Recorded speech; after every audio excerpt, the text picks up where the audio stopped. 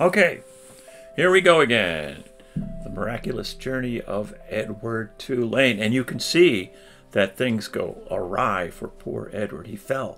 He didn't fall. He was thrown off the stern of the back of that ship there, and he sunk to the bottom of the ocean.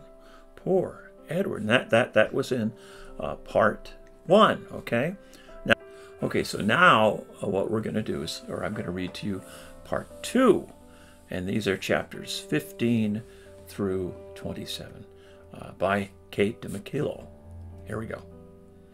Chapter 15. There's a crow right there. This chapter has a lot to do with crows. Okay, here we go. Well, in the morning, the sun rose, and the cricket song gave way to bird song, and an old woman came walking down the dirt road, and she tripped right over Edward. Does anybody remember what happened to him at the end of part 1?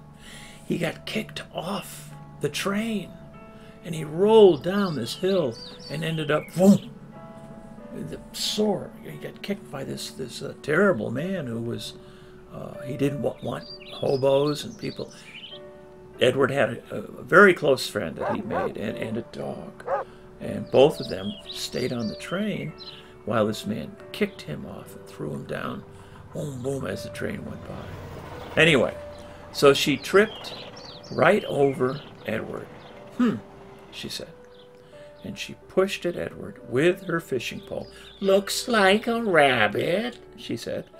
And she put down her basket and bent and stared at Edward. Only he ain't real.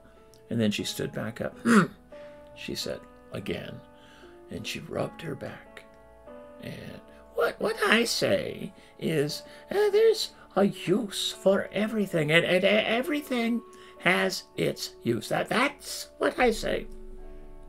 Well, Edward didn't care what she said. The terrible ache he had felt from the night before had gone away and had been replaced with a different feeling, one of hollowness and despair.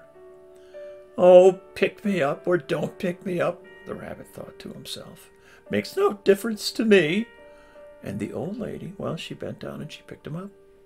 She bent him double and put him in her basket, which smelled of weeds and fish. And then she kept walking, swinging the basket and singing. Nobody knows the troubles I've seen. Edward, in spite of himself, listened.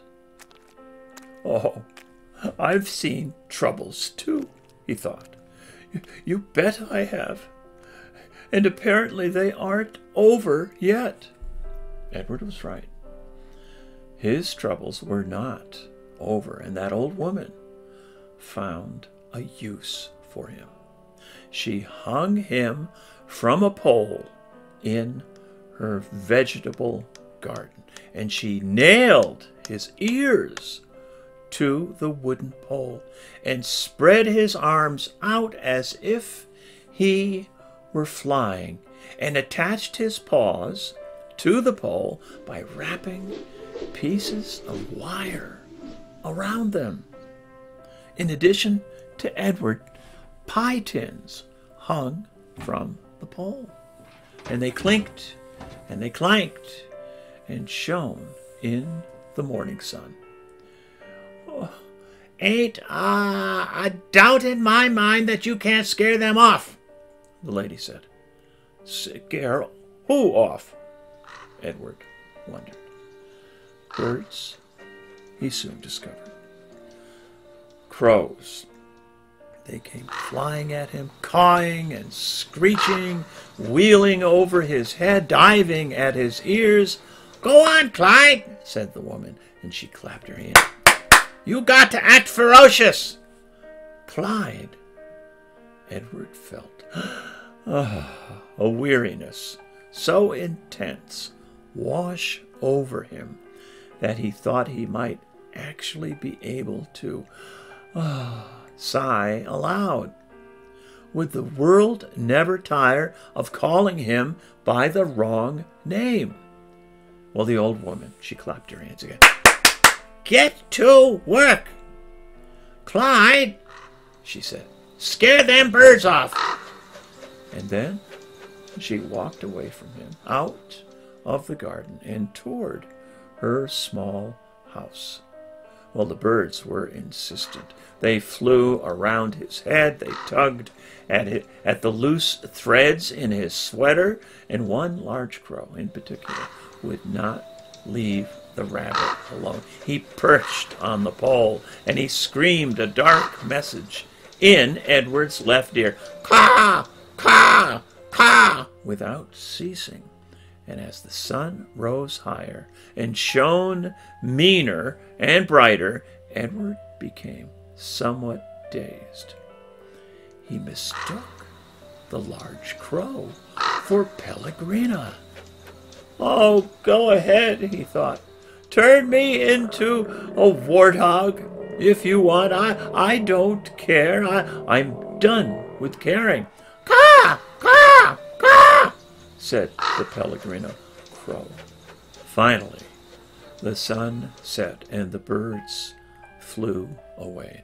Edward hung by his ears, and he looked up at the night sky, and he saw the stars. But for the first time in his life, he looked at them and felt no comfort. Instead, he felt mocked. Oh.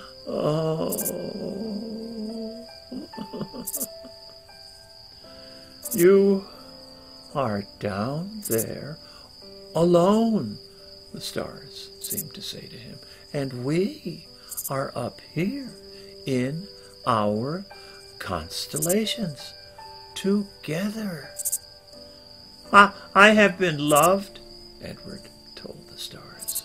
So, said the stars, what difference does that make when you are all alone now? Edward could think of no answer to that question. Eventually the sky lightened and the stars disappeared one by one. The birds returned and the old woman came back to her garden. And she brought a boy with her. Chapter 16.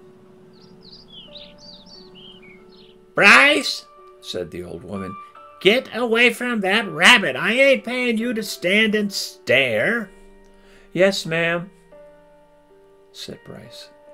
He wiped his nose with the back of his hand and continued to look up at Edward. The boy's eyes were brown with flecks of gold shining in them. Hey, he whispered to Edward, and a crow settled on Edward's head, and the boy flapped his arms and shouted, Go, go, get! And the bird spread his wings and flew away. Bryce! Shouted the old woman. Ma'am, said Bryce, get away from that rabbit. Do your work. I ain't gonna say it again. Yes'm, said Bryce. He wiped his hand across his nose. I'll be back to get you, he said to Edward.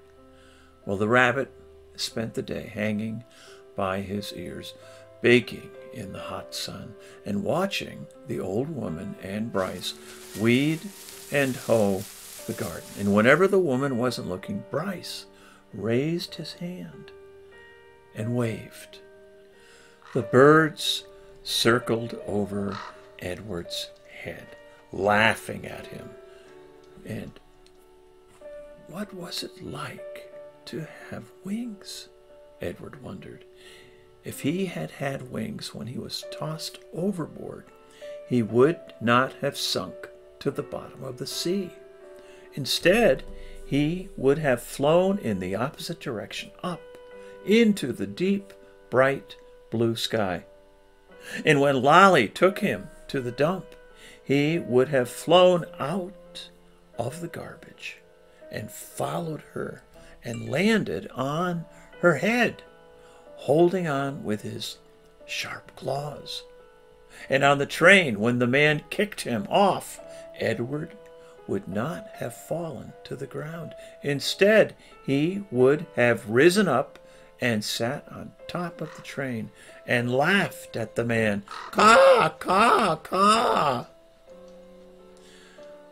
Well, in the late afternoon, Bryce and the old lady left the field. And then Bryce winked at Edward as he walked past him. One of the crows lighted on Edward's shoulder and tapped with his beak at Edward's china face, reminding the rabbit with each tap that he had no wings, that not only could he not fly, he could not move on his own at all, in any way. Dusk descended over the field, and then came true dark. A whippoorwill sang out over and over again. Whippoorwill, whippoorwill. It was the saddest sound Edward had ever heard. And then came another song, the hum of a harmonica. Bryce stepped out of the shadows. Hey, he said to Edward, and he wiped his nose with the back of his hand and then played another bit of song on the harmonica. I bet you didn't think I'd come back, but here I am. I come to save you. Oh, too late, thought Edward, as Bryce climbed the pole and worked at the wires that were tied around his wrists. I'm nothing but a hollow rabbit. Too late, thought Edward, as Bryce pulled the nails out of his ears. I am only a doll made of china. But when the last nail was out and he fell forward into Bryce's arms, the rabbit felt a rush of relief, and the feeling of relief was followed by one of joy. Perhaps, he thought, it is not too late, after all, for me to be saved. Chapter 17. Bryce slung Edward over his shoulder. He started to walk. I come to get you for Sarah Ruth, Bryce said. You don't know Sarah Ruth. She's my sister, and she's sick, and she had her baby doll made out of china, and she loved that baby doll. But he broke it.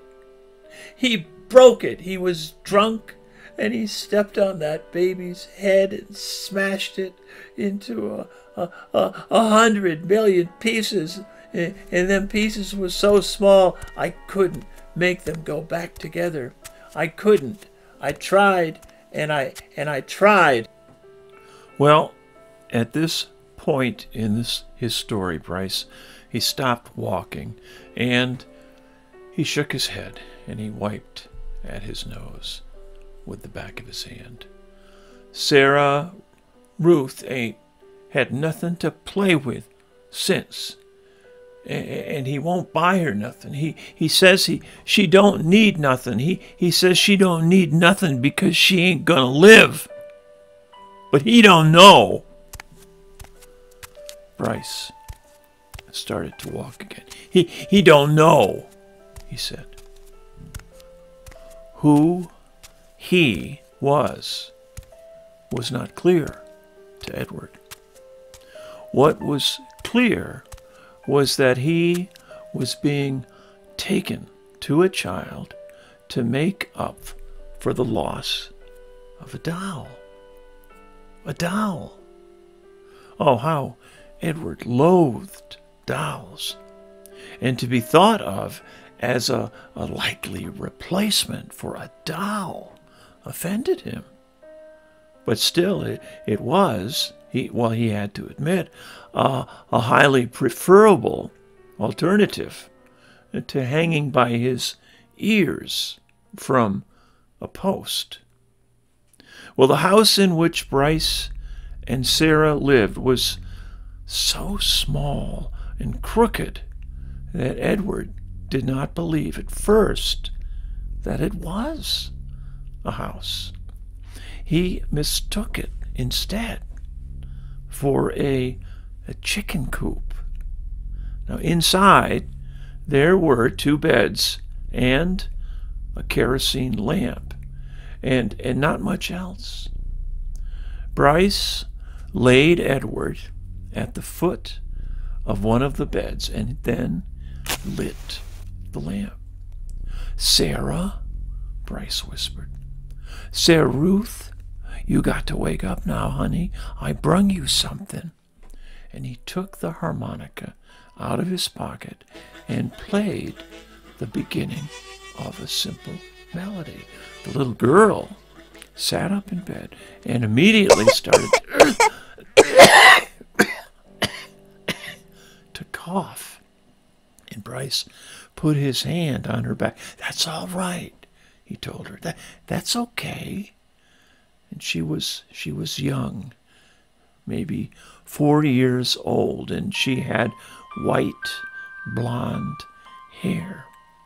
And even in the poor light of the lamp, Edward could see that her eyes were the same gold-flecked brown as Bryce's. "That's right," said Bryce. You go on ahead and cough."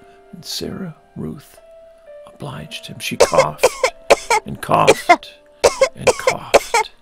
And on the wall of the cabin, the kerosene light cast a trembling shadow, hunched over and small. And the coughing was the saddest sound that Edward had ever heard, sadder even than the mournful call of the whippoorwill. Finally, Sarah stopped. Sarah Ruth stopped. And Bryce says, Do you want to see what I brung you?" And Sarah Ruth nodded. "Okay, you got to close your eyes." So the girl closed her eyes. And Bryce picked up Edward and held him so that he was standing straight like a soldier at the end of the bed. "All right, now, you can open them." And Sarah Ruth opened her eyes. And Bryce moved Edward's china legs and china arms so it looked as if he were dancing. And Sarah Ruth laughed. And she clapped her hands. "Rabbit," she said. "Well, he's for you, honey," said Bryce.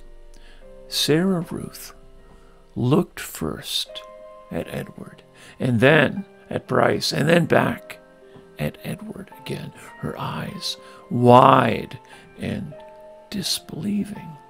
He's yours, mine, Sarah Ruth. Edward was soon to discover, rarely said more than one word at a time. Words, at least several of them strung together, made her cough. Well, she limited herself. She said only what needed to be said. "Yours," said Bryce. I got him special for you." Well, this knowledge provoked another fit of coughing in Sarah Ruth.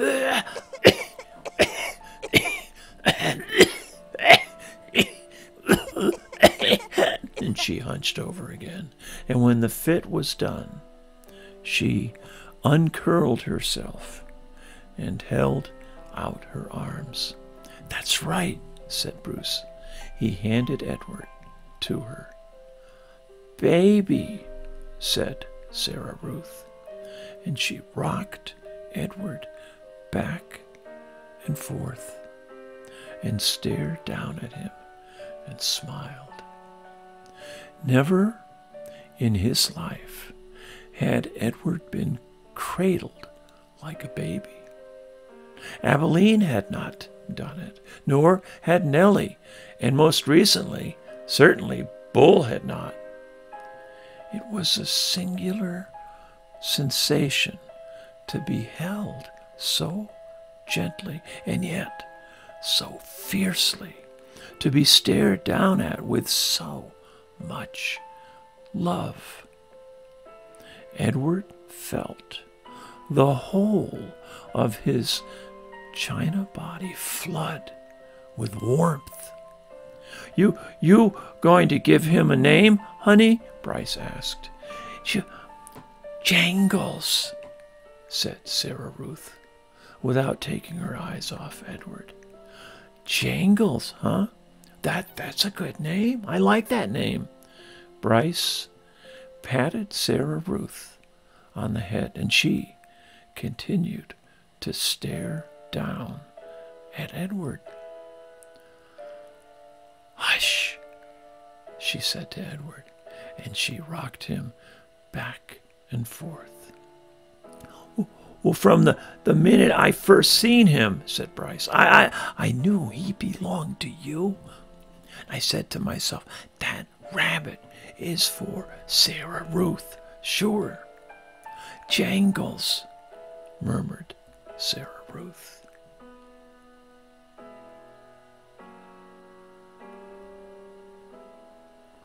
Outside the cabin, thunder cracked, and then came the sound of rain falling on the tin roof. Sarah Ruth rocked Edward back and forth, and Bryce, he took out his harmonica and started to play, making his song keep rhythm with the rain. Chapter 18. Oh, look at that box right there, filled with, what are those, buttons? Bryce and Sarah Ruth had a father. Early the next morning, when the light was gray and uncertain, Sarah Ruth was sitting up in bed, coughing, and the father came home. He picked Edward up by one of his ears, and he said, "I ain't never." It's a baby doll," said Bryce. "Don't look like no baby doll to me." Edward, hanging by one ear, was frightened. This, he was certain, was the man who crushed the heads of china dolls. "Jangles," said Sarah Ruth between coughs, and she held out her arms. He's hers," said Bryce. He belongs to her." And the father dropped Edward on the bed, and Bryce picked up the rabbit and handed him to Sarah Ruth. "It don't matter anyway," said the father. It don't make no difference, none of it." "It does matter. It does so matter," said Bryce. "Don't you sass me," said the father, and he raised his hand and he slapped Bryce across his mouth. And then he turned and left the house. You ain't got to worry about him," said Bryce to Edward.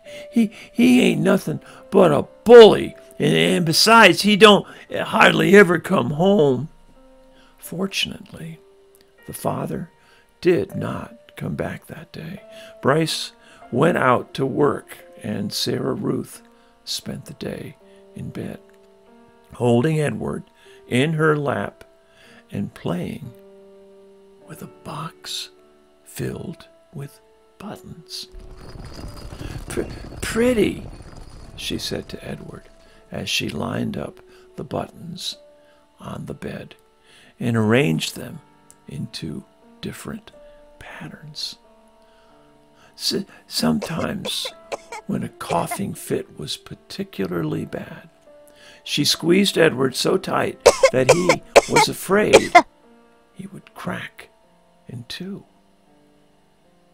Also, in between coughing fits, she took to sucking on one or the other of Edward's ears. Now, normally, Edward would have found this intrusive, clingy behavior of this sort to be very annoying, but there was something about Sarah Ruth. And he wanted to take care of her. He wanted to protect her. He wanted to do more for her. Well, at the end of the day, Bryce returned with a biscuit for Sarah Ruth and a ball of twine for Edward. And then Sarah Ruth held the biscuit in both hands, and she took small, tentative bites. You eat that all up, honey. Let me hold Jangles, said Bryce. Him and me, we got a surprise for you. Bryce took Edward off in a corner of the room, and with his pocket knife, he cut off lengths of twine, and he tied them to Edward's arms and feet, and then tied the twine to sticks of wood. See, all day I've been thinking about it, Bryce said. Well, what we're going to do is make you dance. Sarah Ruth loves dancing. Mama used to hold on to her and dance her around the room. You eating that biscuit? Bryce called out to Sarah Ruth. Uh-huh, said Sarah Ruth. You hold on, honey. We got a surprise for you. And Bryce stood up. Close your eyes, he told her. And he took Edward over to the bed, and he said, okay, you can open them now. And Sarah Ruth opened her eyes. Dance, Jangles, said Bryce. And then, moving the strings with the sticks with his one hand, Bryce made Edward dance and drop and sway, and the whole while, at the same time, with his other hand, he held on to the harmonica, and he played a bright and lively tune. And Sarah Ruth laughed, and she laughed until she started to cough. And then Bryce laid Edward down, and he took Sarah Ruth in his lap, and he rocked her and rubbed her back. You want some fresh air? He asked her. Let's get you out of this nasty old air, huh? And Bryce carried his sister outside. He left Edward lying on the bed, and the rabbit staring up at the smoke-stained ceiling thought about having wings. If he had them, he thought he could fly high above the world to where the air was clean and sweet, and he would take Sarah Ruth with him, and he would carry her in his arms, and surely so high above the world she would be able to to breathe without coughing. Well, after a minute, Bryce came back inside, still carrying Sarah Ruth. She wants you too, he said. Jangles, said Sarah Ruth, and she held out her arms. So Bryce held Sarah Ruth, and Sarah Ruth held Edward, and the three of them stood outside. And Bryce said, you got to look for falling stars. Them are the ones with magic. And they were quiet for a long time, all three of them looking up at the sky. And Sarah Ruth stopped coughing. And Edward thought that maybe she had fallen asleep.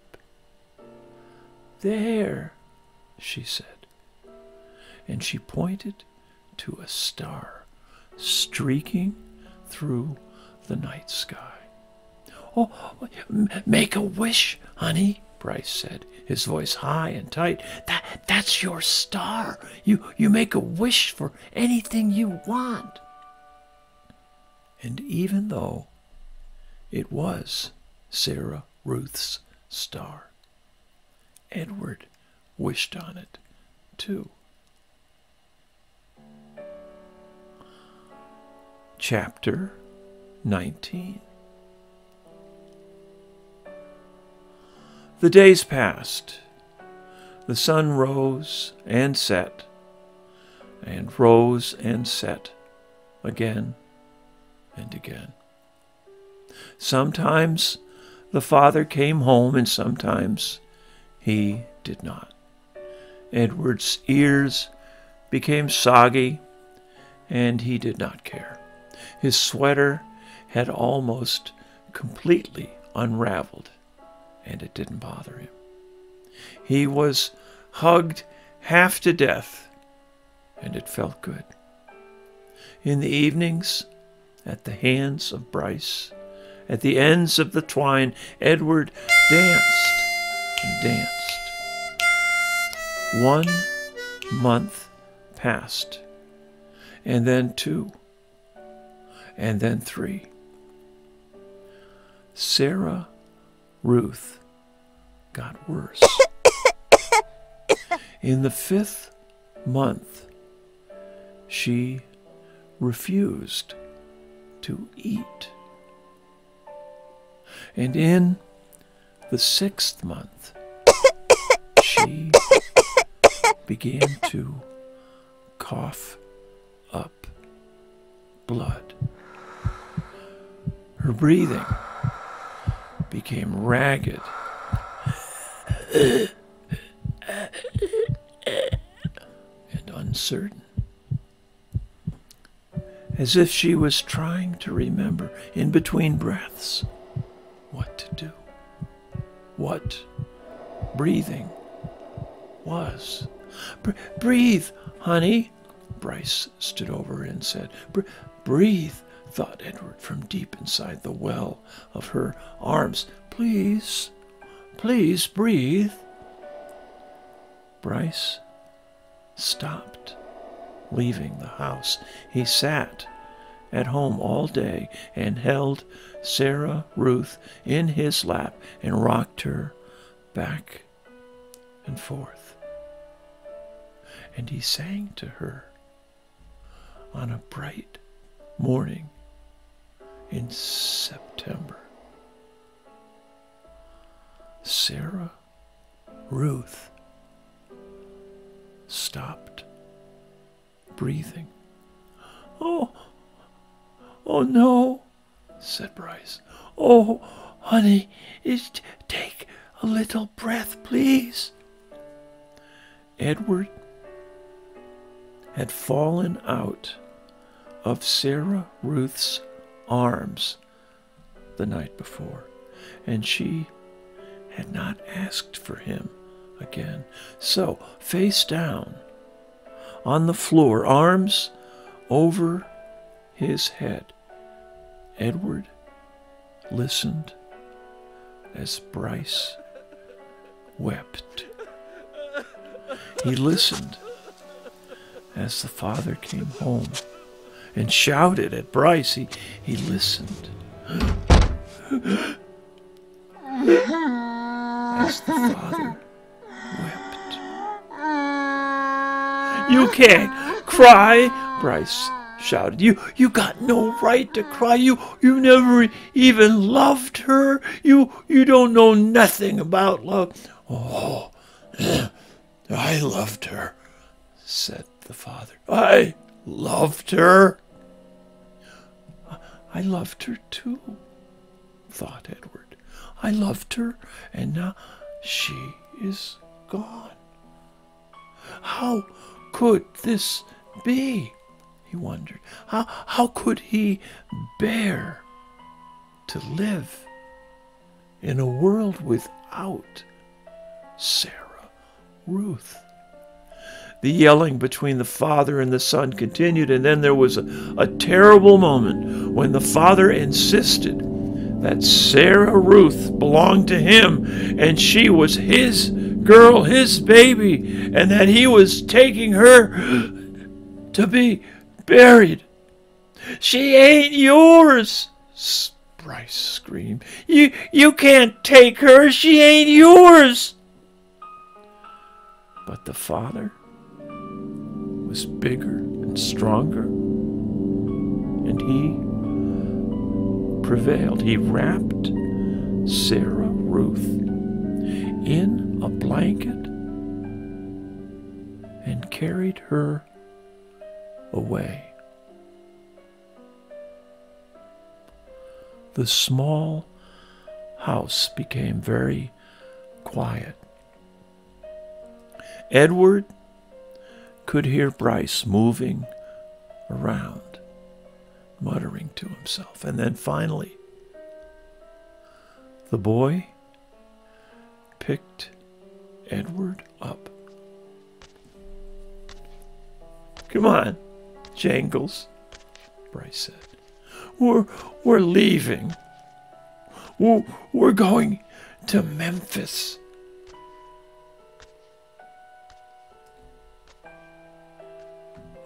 Chapter 20. Okay, there's some more pictures there. Stuff that's coming up. Yeah.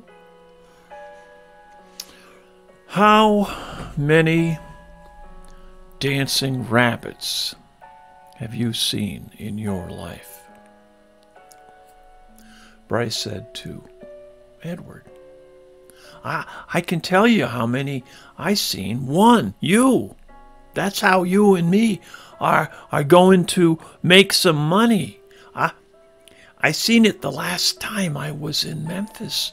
Folks put on any kind of show right there on the street corner, and people pay them for it. I seen it.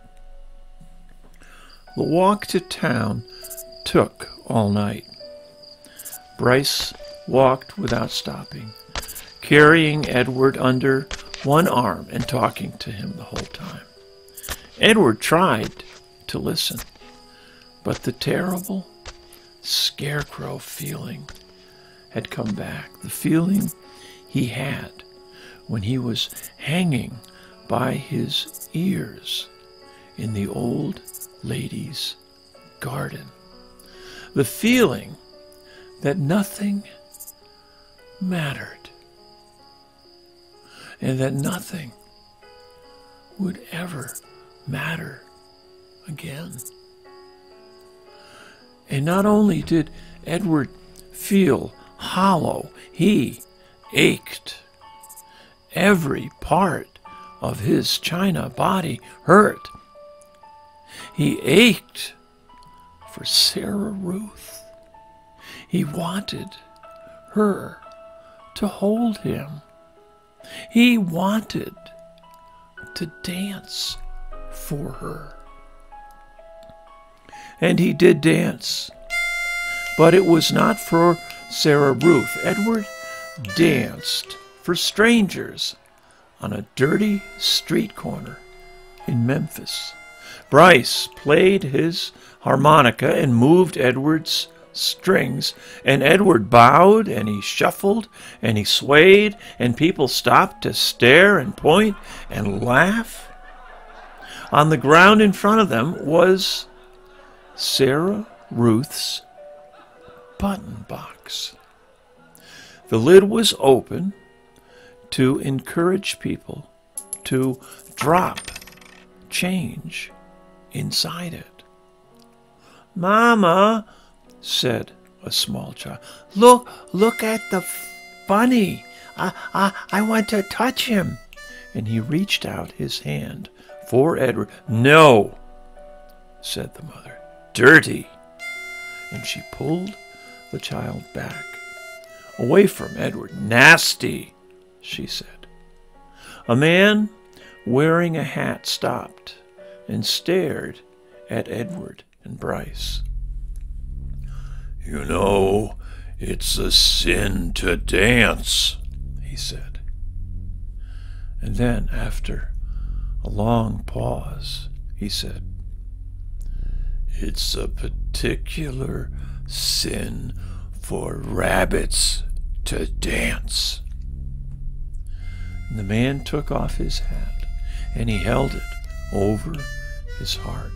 And he stood and he watched the boy and the rabbit for a long time. And finally, he put his hat back on his head and walked away. The shadows lengthened. The sun became an orange, dusty ball low in the sky.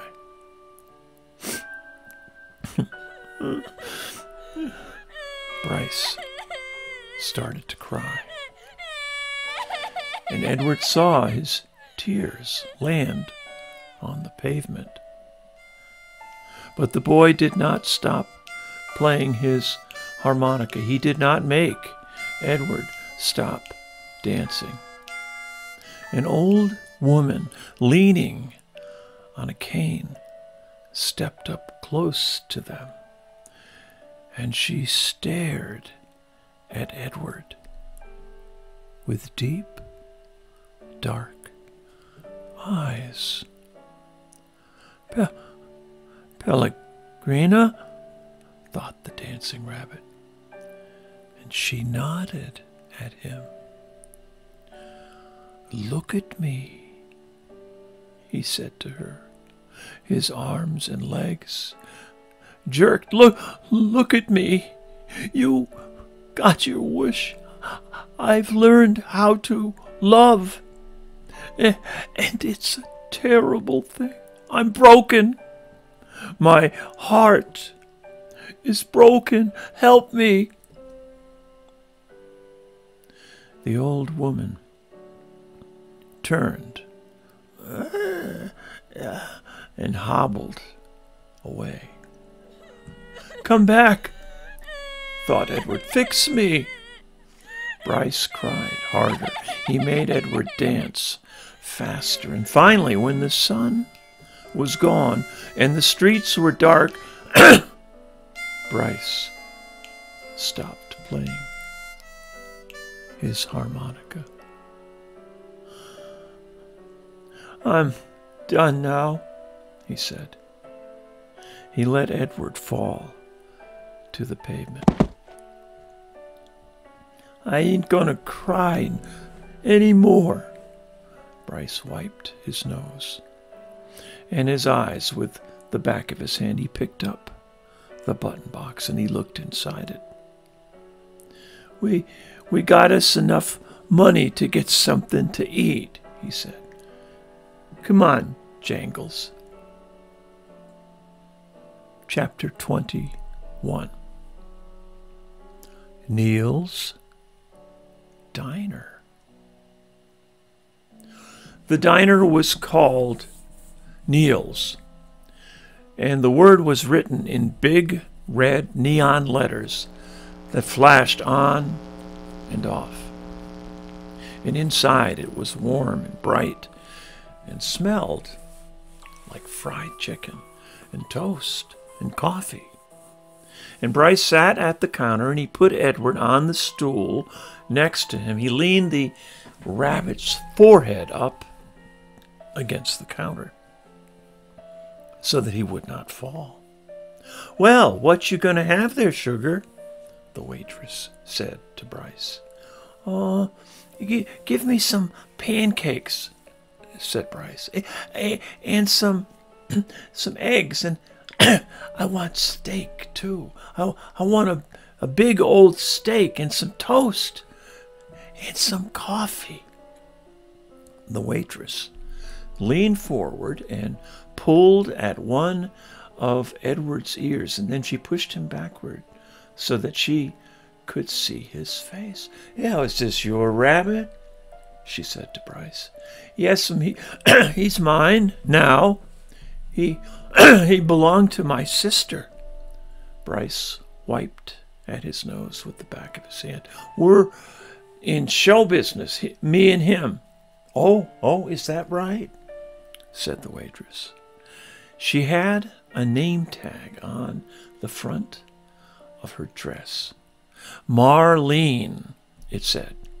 And she looked at Edward's face, and then she let go of his ear, and he fell forward so that his head rested against the counter again.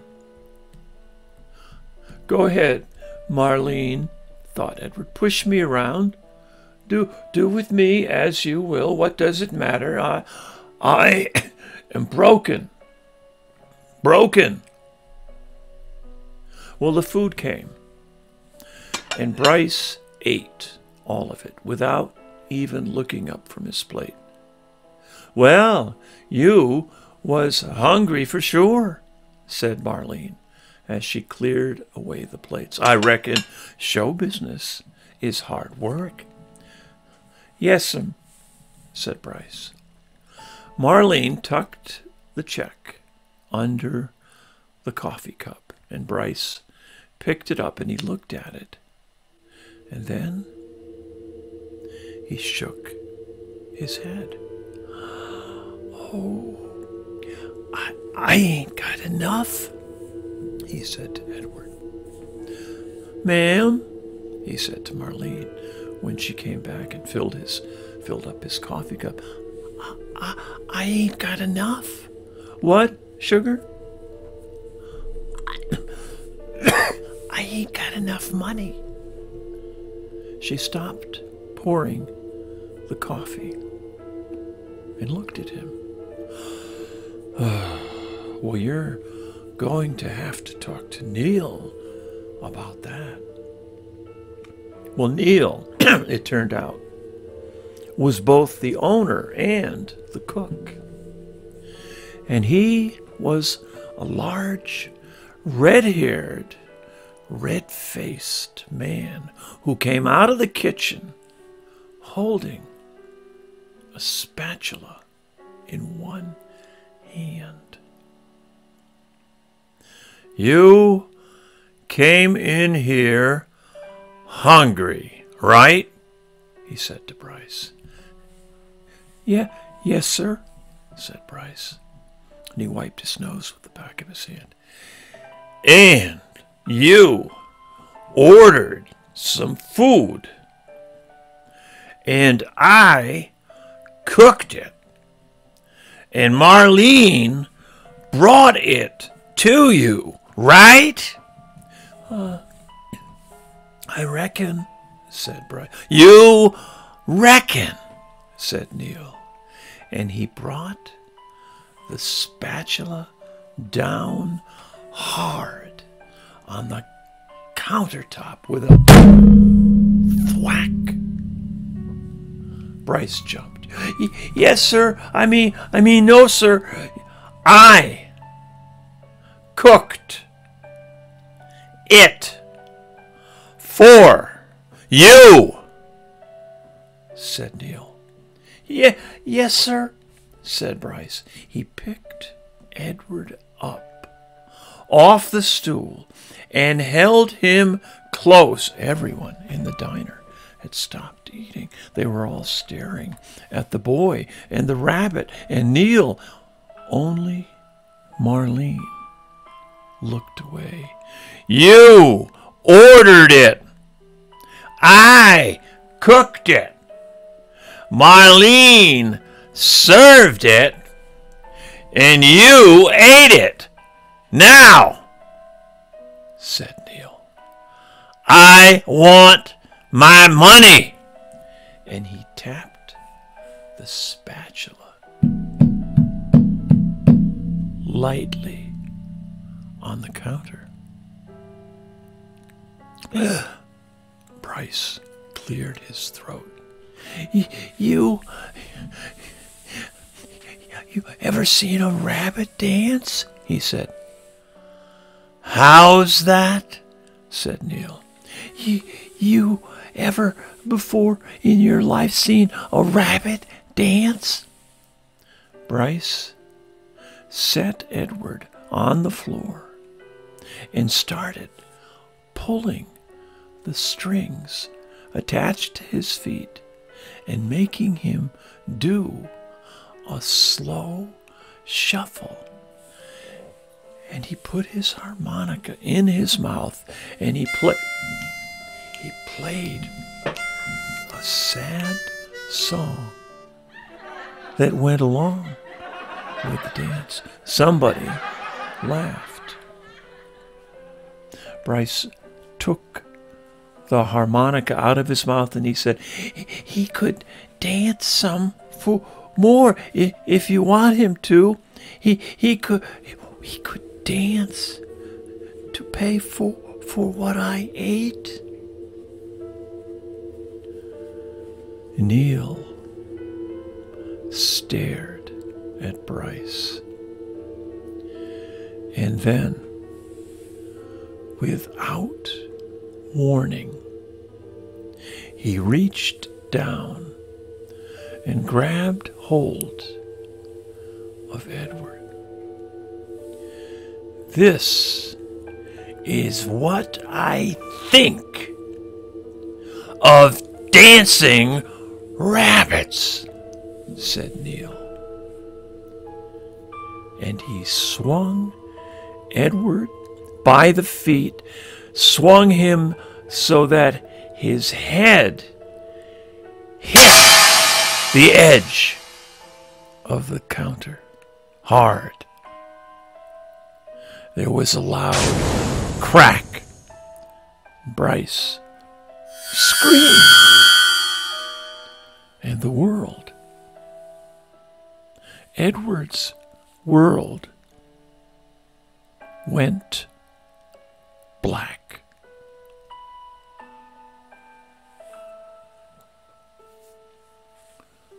Chapter 22. It was dusk, and Edward was walking down a sidewalk. He was walking on his own, putting one foot in front of the other without any assistance from anybody. He was wearing a fine suit made of red silk, and he walked down the sidewalk, and then he turned onto a path that led up to a house with lighted windows. I know this house, thought Edward. This is Abeline's house. I am on Egypt Street. Lucy came running out the front door of the house, barking and jumping and wagging her tail. Down, girl, said a deep, gruff voice. Edward looked up, and there was Bull standing at the door. Hello, Maloney, said Bull. Hello, good old rabbit pie. We've been waiting for you. Bull swung the door wide, and Edward walked inside. Abeline was there, and Nellie, and Lawrence, and Bryce. Susanna, called Nellie. jangles, said Bryce. Edward, said Abilene, and she held out her arms to him, but Edward, he stood still. He looked around the room. You searching for Sarah Ruth? Bryce asked. Edward nodded. You got to go outside if you want to see Sarah Ruth, said Bryce. So they all went outside, Lucy and Bull and Nellie and Lawrence and Bryce and Abilene and Edward. Right there, said Bryce, and he pointed up at the stars. Yep, said Lawrence. That is the Sarah Ruth constellation. And he picked Edward up and he put him on his shoulder. You can see it right there. Edward felt a pang of sorrow, deep and sweet and familiar. Well, why did she have to be so far away? If only I had wings, he thought, I could fly up to her. Out of the corner of his eye, the rabbit saw something flutter. Edward looked over his shoulder, and there they were, the most magnificent wings he had ever seen, orange and red and blue and yellow, and they were on his back, and they belonged to him. They were his wings.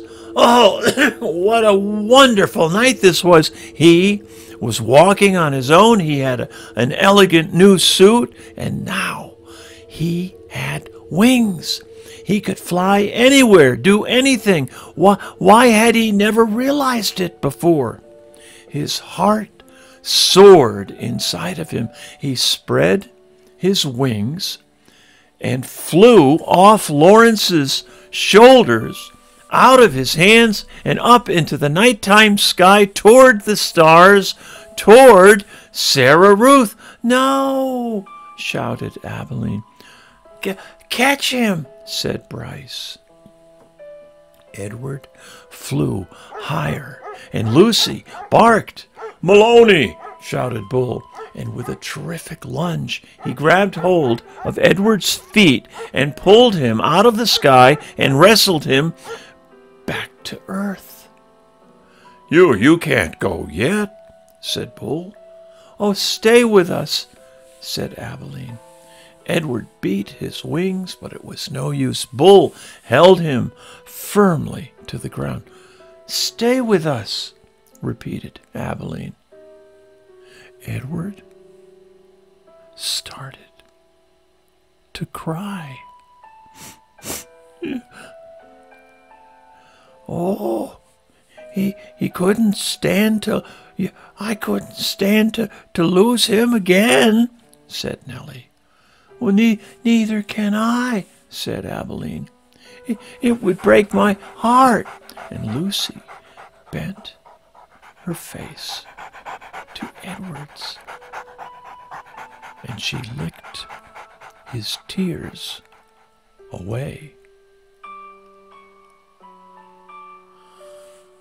Chapter 23. Well, exceedingly well made, said the man who was running a warm cloth over Edward's face. It's a work of art, I would say. A surpassingly, unbelievably dirty work of art, but art nonetheless. And dirt can be dealt with just as your broken head has been dealt with. Edward looked into the eyes of the man. Ah, there you are, said the man, or the man said. I can see that you are listening now. Your head was broken. I fixed it. I brought you back from the world of the dead. My heart, thought Edward. My heart is broken. No need to thank me, the man said. It's my job, quite literally. Allow me to introduce myself. I am Lucius Clark, dowel mender. Your head, may I tell you? Will it upset you? Well, I always say the truth. Must be met head on. And no pun intended. Your head, young sir, was in 21 pieces. 21 pieces? Edward repeated mindlessly. Lucius Clark nodded. 21, he said. All modesty aside, I must admit that a lesser mender without my skills might not have been able to rescue you, but let's not speak of what might have been. Let us speak instead of what is. You are whole. You have been pulled back from the brink of oblivion by your humble servant, Lucius Clark. And here, Lucius Clark put his hand on his chest and he bowed deeply over Edward. Well, this was quite a speech to wake up to, and Edward, he lay on his back trying to absorb it. He was on a wooden table. He was in a room with sunshine pouring in from high windows. Now his head apparently had been in 21 pieces and now was put back together into one. Well, he was not wearing a red suit. In fact, he had no clothes on at all. He was naked again, and he did not have wings. And then he remembered Bryce, the diner. Neil swinging him through the air. Bryce. Well, you are wondering perhaps about your young friend, said Lucius, the one with the continually runny nose. Yes, he brought you here, weeping, begging for my assistance. Oh, put him together again, he said. Put him back together. And I told him, I said, young sir, I am a businessman. I can put your rabbit back together again for a price. Now the question is, can you pay this price? He could not, of course. He could not. He said that he could not. Well, I told him then that he had two options, only two. The first option being that he seek assistance elsewhere. Option two was that I would fix you to the very best of my considerable abilities, and then you would become mine. His no longer, but mine. Here, Lucius fell silent. He nodded, agreeing with himself. Two options only, he said, and your friend chose option two. He gave you up so that you could be healed. Extraordinary, really. Bryce, thought Edward. Lucius clapped his hands together. Well, but no worries, my friend, no worries. I fully intend to keep up my end of the bargain. I will restore you to what I perceive to be your former glory, and you shall have rabbit fur ears and a rabbit fur tail. Your whiskers will be repaired and replaced, your eyes repainted to a bright, stunning blue, and you will be clothed in the finest of suits. And then someday I will reap the return on my investment in you, all in good time, all in good time. In the doll business, we have a saying, there is real time and there is doll time. You, my fine friend, have entered doll time.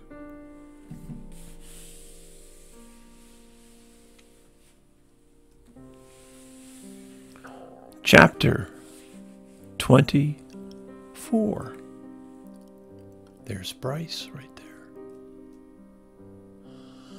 And so Edward Tulane was mended, put together again, cleaned and polished, dressed in an elegant suit, and he was placed on a high shelf for display.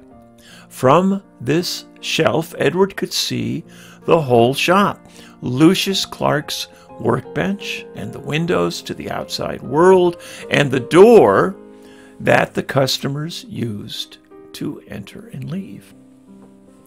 From this shelf, Edward saw Bryce open the door one day and stand in the threshold, the silver harmonica in his left hand flashing brilliantly in the sunlight, flooding in through the windows. "Oh, young sir," said Lucius, "I am afraid that we made a deal." There he is. He's got Edward. "We made a deal, young boy." "Okay, can I hold him?" he asked. "No," said Lucius. And Bryce nodded again. "Tell him goodbye," said Lucius Clark. "He is repaired. He has been saved. Now you must tell him goodbye."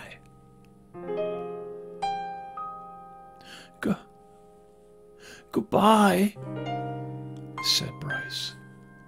No, don't go," thought Edward. I won't be able to bear it if you go." "And now you must leave," said Lucius Clark. "Yes, sir," said Bryce. But he stood without moving, looking at Edward. "Go," said Lucius Clark. "Go." "Oh, please," thought Edward. "No, don't." Bryce turned. He walked through the door of the doll mender's shop. The door closed. The bell tinkled. And Edward was alone. Chapter 25. Oh, look at all those dolls. Oh, yeah. There's Lucy up there. Technically, of course, he was not alone. Lucius Clark's shop was filled with dolls. Lady dolls and baby dolls, dolls with eyes that opened and closed, and dolls with painted-on eyes, dolls dressed as queens, and dolls wearing sailor suits. Well, Edward had never cared for dolls. He found them annoying and self-centered, twittery and vain. This opinion was immediately reinforced by his first shelf-mate, a china doll with green glass eyes and red lips and dark brown hair.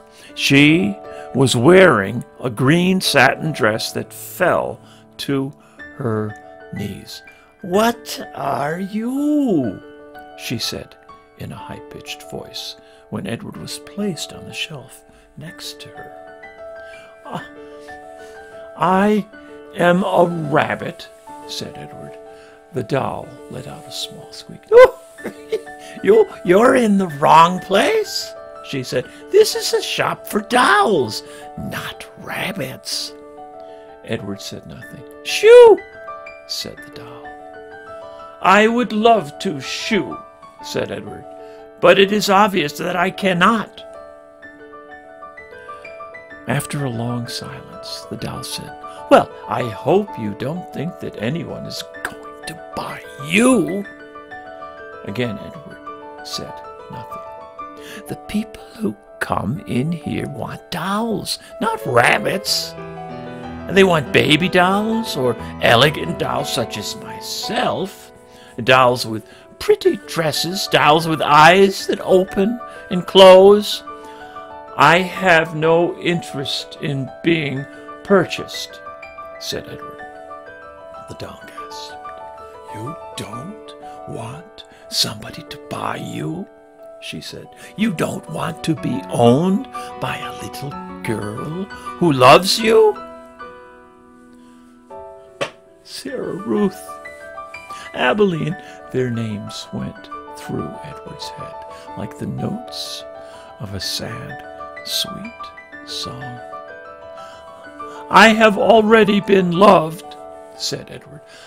"I've been loved by a girl named Abilene. I have been loved by a fisherman and his wife, and a hobo and his dog. I have been loved by a boy who played the harmonica and by a girl who died." "Don't talk to me about love," he said. "I have known love." Well, this impassioned speech shut up Edward's shelf mate for a considerable amount of time. "Well," she said at last, "still, my point is that no one is going to buy you."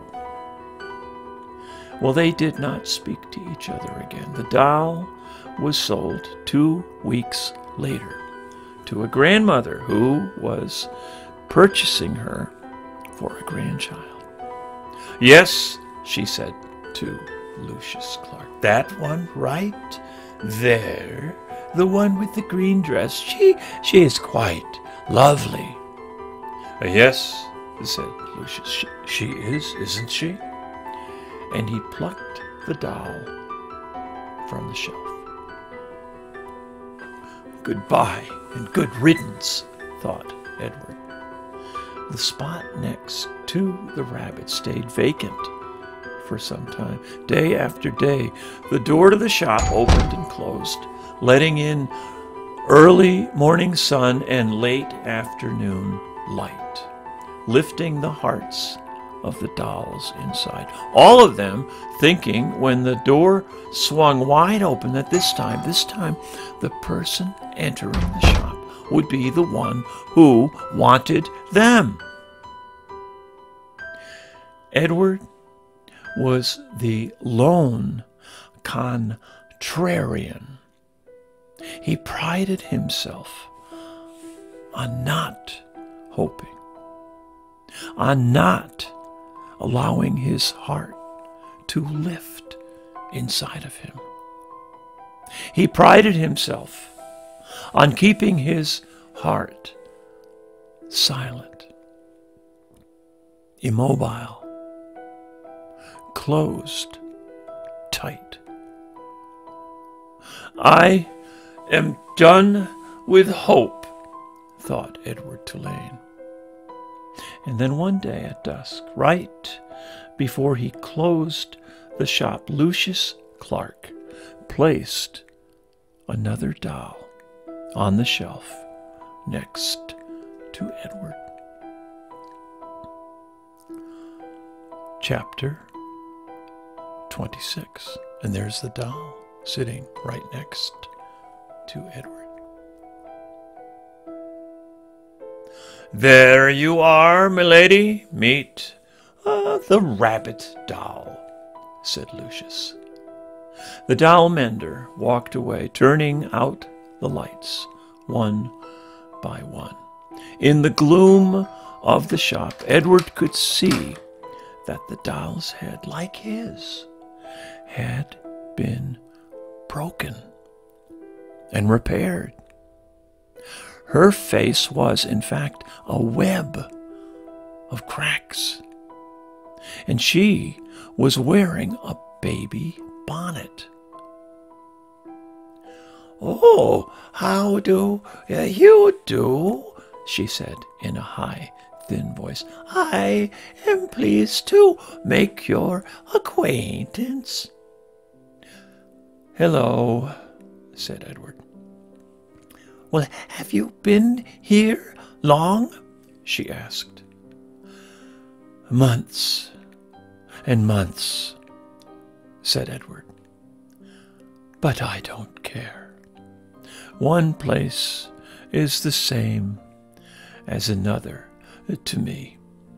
"Oh, not for me," said the doll. I have lived 100 years. And in that time I have been in places that were heavenly and others that were horrid.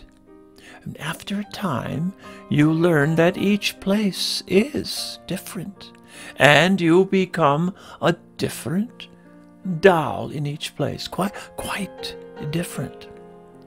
100 years, said Edward. "Oh, I am old." The doll mender confirmed this. He said, as he was mending me, that I am at least 100 years. At least 100 years old. Edward thought about everything that had happened to him in his short life. What kind of adventures would you have if you were in the world for a century? The old doll said, I wonder who will come for me this time. Someone will come, someone always comes. Who will it be? I don't care if anyone comes for me, said Edward. Oh, but that's dreadful, said the old doll. There's no point in going on if you feel that way, no point at all. You must be filled with expectancy. You must be awash in hope. You must wonder who will love you, whom you will love next. I am done with being loved, Edward told her. I'm done with loving. It's too painful. Oh, pish, said the old doll. Where is your courage? Somewhere else, I guess, said Edward. Oh, you disappoint me, she said. You disappoint me greatly. If you have no intention of loving or being loved, then the whole journey is pointless. You might as well leap from this shelf now and let yourself shatter into a million pieces. Go, get it over with. Get it all over with now. I would leap if I was able, said Edward. Well, shall I push you? Said the old doll. No, thank you, Edward said to her. Not that you could, he muttered to himself. What's that? Nothing, said Edward. The dark in the doll shop was now complete.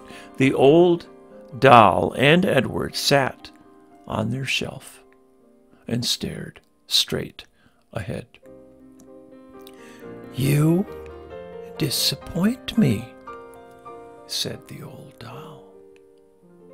Her words made Edward think of Pellegrina, of warthogs and princesses, of listening and love, of spells and curses. What if there was somebody waiting to love him? What if there was somebody whom he would love again? Was it possible? Edward felt his heart stir. "No," he told his heart, "it's not possible, not possible." In the morning, Lucius Clark came and he unlocked the shop. "Good morning, my darlings," he called out to them. "Good morning, my lovelies." And he pulled up the shades on the windows. He turned on the light over his tools. He switched the sign on the door to open. The first customer was a little girl with her father. "Well, are you looking for something special?" Lucius Clark said to them. "Yes," said the girl. I'm looking for a friend." Her father put her on his shoulders, and they walked slowly around the shop. The girl studied each doll carefully, and she looked at Edward right in the eyes, and she nodded at him. "Well, have you decided, Natalie?" her father asked. "Yes," she said. "I want the one in the baby bonnet." "Oh," said Lucius Clark, "you know that she is very old. She is an antique." "Well, she needs me," said Natalie firmly. Next to Edward, the old doll let out a sigh. Oh. She seemed to sit up straighter. Lucius came and took her off the shelf and handed her to Natalie. And when they left, when the girl's father opened the door for his daughter and the old doll, a bright shaft of early morning light came flooding in, and Edward heard quite clearly, as if she were still sitting next to him, the old doll's voice. "Open your heart," she said gently. "Someone will come. Someone will come for you. But first, you must open your heart." The door closed. The sunlight disappeared. "Someone will come." Edward's heart stirred. He thought, for the first time in a long time, of the house on Egypt Street, and of Abilene winding his watch, and then bending toward him and placing it on his left leg, saying, "I will come home to you." No, he told himself. Don't believe it. Don't let yourself believe it. But it was too late. Someone will come for you. The China Rabbit's heart had begun again to open.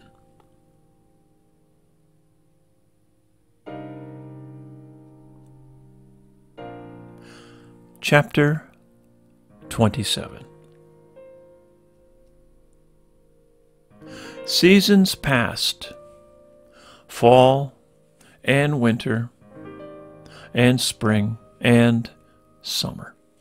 Leaves blew in through the open door of Lucius Clark's shop, and rain and the green, outrageous, hopeful light of spring. People came and went, grandmothers and doll collectors and little girls with their mothers. Edward Tulane waited. The seasons turned into years. Edward Tulane waited. He repeated the old doll's words over and over until they wore a smooth groove of hope in his brain. Someone will come. Someone will come for you. And the old doll was right. Someone did come. It was springtime. It was raining. There were dogwood blossoms on the floor of Lucius Clark's shop. She was a small girl, maybe 5 years old, and while her mother struggled to close a blue umbrella, the little girl walked around the store, stopping and staring solemnly at each doll, and then moving on. When she came to Edward, she stood in front of him for what seemed like a long time. She looked at him, and he looked back at her. Someone will come, Edward said. Someone will come for me. The girl smiled. And then she stood on her tiptoes and took Edward off the shelf. She cradled him in her arms, and she held him in the same ferocious, tender way Sarah Ruth had held him. Oh, thought Edward, I remember this. Madam, said Lucius Clark, could you please attend to your daughter? She's holding a very fragile, very precious, quite expensive doll. Maggie, said the woman, and she looked up from the still open umbrella. What have you got? A rabbit, said Maggie. A what? Said the mother. A rabbit, said Maggie again. I want him. Remember, we're not buying anything today. We're looking only, said the woman. Madam, said Lucius Clark, please. The woman came and stood over Maggie, and she looked down at Edward. The rabbit felt dizzy. He wondered for a minute if his head had cracked open again, if he was dreaming. Look, Mama, said Maggie. Look at him. I see him, said the woman. And she dropped the umbrella. And she put her hand on the locket that hung around her neck. And Edward saw then that it was not a locket at all. It was a watch, a pocket watch. It was his watch. "Edward," said Abilene. "Yes," said Edward. "Edward," she said again, certain this time. "Yes," said Edward. "Yes, yes, yes, it's me." And that's the end. And there's the pocket watch. Okay? Did you get the ending? This is the end of part 2, chapters 15 through 27 of The Miraculous Journey of Edward Tulane. Can you imagine all those things he went through? And finally, who does he finally come back to? Abilene. And this time, she's grown. She's a grown-up. And she has a 5-year-old daughter. Okay, if you haven't done it, be sure to listen to part 1. Thanks for listening. Take care. We'll see you next time with a new story.